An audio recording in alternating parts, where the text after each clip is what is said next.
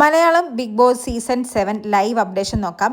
ലൈവിൽ കൺഫെക്ഷൻ റൂമിലിരുന്ന് വിങ്ങിപ്പൊട്ടുന്ന നൂറയെ നമുക്ക് കാണാം. വേറൊന്നുമല്ല, ബിഗ് ബോസ് നൂറയോട് കൺഫെക്ഷൻ റൂമിൽ വരാൻ പറയുന്നു.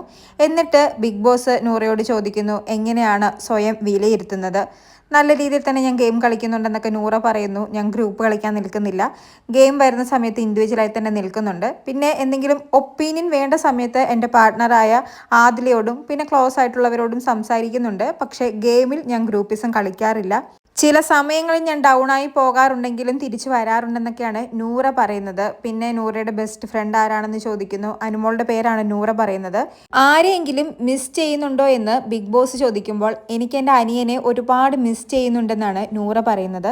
എന്നിട്ട് നൂറ പറയുന്നത്, ഫാമിലി വീക്കിൽ ഞങ്ങളുടെ ഫാമിലി വരുമെന്ന് ഞങ്ങൾ എക്സ്പെക്റ്റ് ചെയ്തിരുന്നു. ആ സമയത്ത് അവർ വരാതായപ്പോൾ ഞാൻ കുറച്ച് ഇമോഷണലായി. ഇതും പറഞ്ഞാണ് നൂറ വിങ്ങിപ്പൊട്ടുന്നത്. ഉടനെ ബിഗ് ബോസ് തന്നെ പറയുന്നു, ചിലപ്പോൾ ഇത് നൂറയുടെ അനിയൻ കാണുന്നുണ്ടാവാം, അതുകൊണ്ട് അനിയനോട് പറയാനുള്ളതെല്ലാം ഇപ്പോൾ പറഞ്ഞോളൂ. ഉടനെ നൂറ പറയുന്നത്, ഞാൻ എൻ്റെ അനിയനെയും അനിയത്തിമാരെയും ഒരുപാട് മിസ് ചെയ്യുന്നു. എനിക്കറിയാം നിങ്ങൾക്ക് ഈ പ്ലാറ്റ്ഫോമിൽ വന്ന് എന്നെ കാണാൻ ആഗ്രഹമുണ്ട്, പക്ഷേ പേരൻസ് സമ്മതിക്കാഞ്ഞിട്ടാണ്. പക്ഷേ നിങ്ങളുടെ താത്ത നിങ്ങളെ വന്ന് കാണും, കണ്ടിരിക്കും, അത് ഉറപ്പാണ്. പേരൻസ് സമ്മതിച്ചില്ലെങ്കിലും ഞാൻ നിങ്ങളെ വന്ന് കണ്ടിരിക്കും.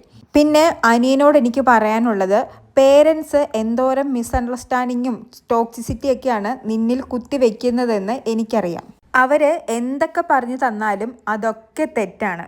പക്ഷേ നിൻ്റെ താത്ത വളരെ ഹാപ്പിയാണ്, നല്ലൊരു ലൈഫാണ് നയിക്കുന്നത്. ഇതുപോലൊരു വലിയ പ്ലാറ്റ്ഫോമിൽ ഞാൻ എത്തിപ്പെട്ടത് എൻ്റെ മാത്രം ഹാർഡ് വർക്ക് കൊണ്ടാണ്, ഞാൻ ഇൻഡിപെൻഡൻ്റ് ആയതുകൊണ്ടാണെന്നൊക്കെ പറയുന്നു. പിന്നെ ഞാൻ വിചാരിക്കാറുണ്ട്, പേരൻസ് എന്തിനാ ഇത്രയും ഈഗോ പിടിച്ച് വയ്ക്കുന്നത്?